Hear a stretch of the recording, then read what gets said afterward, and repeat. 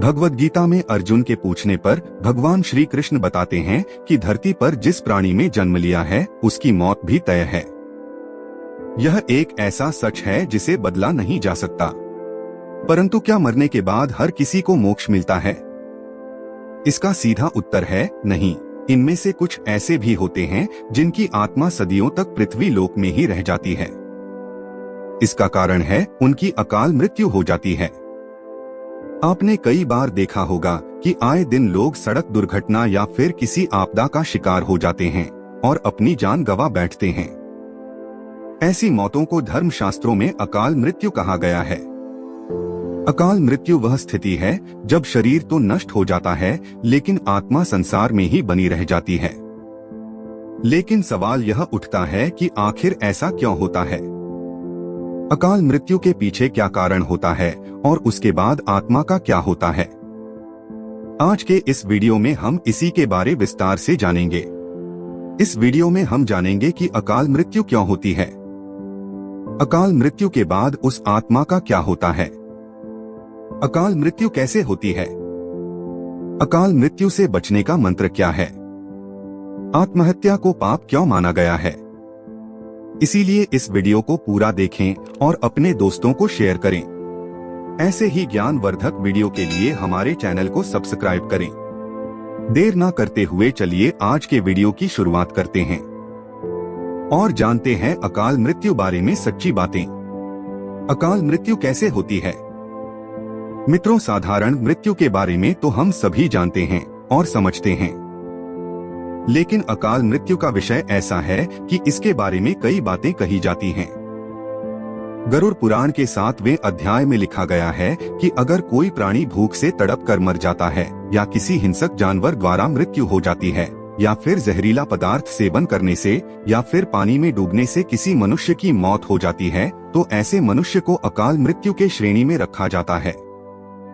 अकाल मृत्यु क्यों होती है? दोस्तों, अकाल मृत्यु किसी भी कारण से हो सकती है, फिर चाहे वह किसी रोग के कारण हो, यह दुर्घटना के कारण। ऐसे में मनुष्य अक्सर यही सोचता है को काश ये उनके साथ नहीं हुआ होता तो शायद इसकी मृत्यु नहीं होती। परंतु अकाल मृत्यु का कारण अनेक जन्मों में किए गए दुष्कर्म को बताया गया है।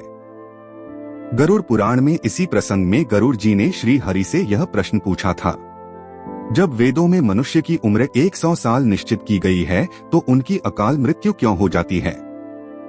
इस सवाल के उत्तर में श्री हरि बताते हैं कि यह सच है, वेदों में मनुष्य की उम्र 100 साल निर्धारित की गई है, परंतु इसमें दुष्कर्म को नहीं मिलाया गया है। यानी हर इंसान की मृत्यु तभी होती है जब उसके पास धर्म कार्यों के लिए शक्ति नहीं होती है या फिर उसका शरीर उसे धर्म कार्य करने की इजाजत नहीं देता। इसके अलावा जब कोई इंसान अपनी इच्छा से धर्म कार्यों को त्याग देता है तो पृथ्वी पर उसके जीवन की अवधि कम होती जाती है। देखा जाए तो हर इंसान का कर्म ही उसका धर्म होता है।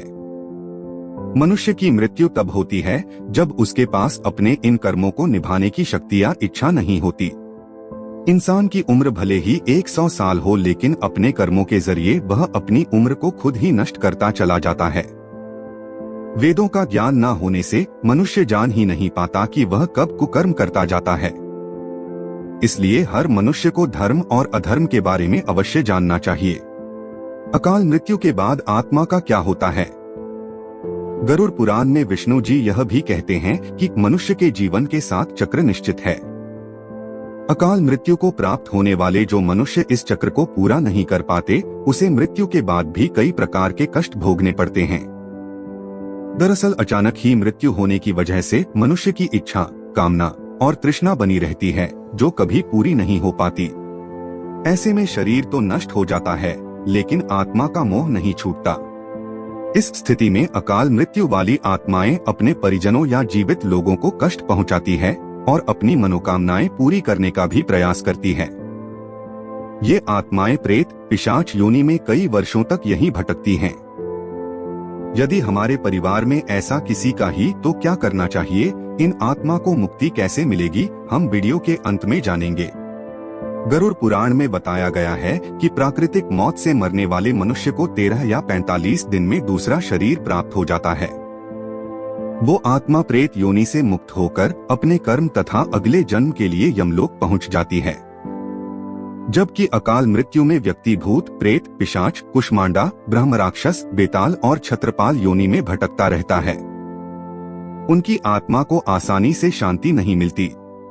आत्महत्या पाप क्यों है? आपको बता दें कि अकाल मृत्यु में आत्महत्या को सबसे निचले दर्जे पर रखा जाता है। आत्महत्या करना पाप माना गया है। ग्रंथों की दृष्टि से यह एक घिनौना कृत्य है।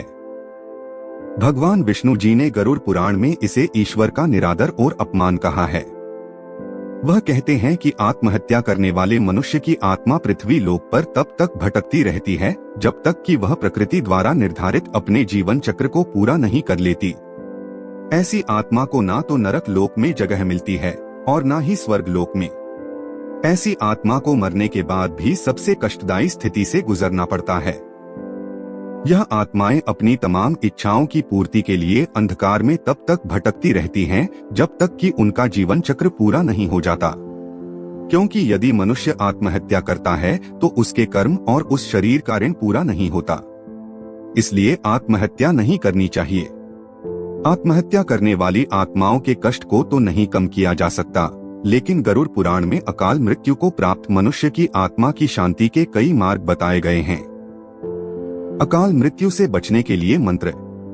भगवान विष्णु बताते हैं कि अकाल मृत्यु प्राप्त मनुष्य के परिजनों को नदी या तालाब में तर्पण करना चाहिए। साथ ही मृत आत्मा की इच्छा की पूर्ति के लिए पिंडदान और दान पुण्य जैसे सत्कर्म करने चाहिए ताकि उनकी आत्मा को जल्द ही मुक्ति मिल सके।